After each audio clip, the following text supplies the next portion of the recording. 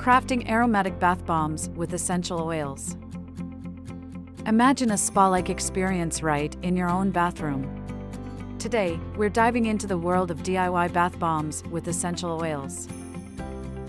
First, gather your ingredients: baking soda, citric acid, Epsom salts, water, essential oils, and food coloring. This is your canvas. Mix the dry ingredients in one bowl. Whisk them together until well combined. The magic starts here with your base.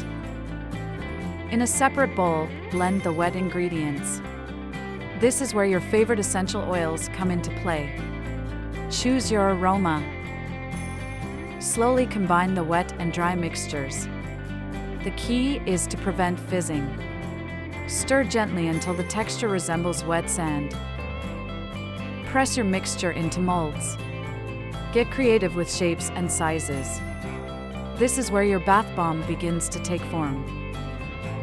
Lastly, let your creations dry overnight. Tomorrow, you'll have your very own, personalized bath bombs ready to fizz away your stress.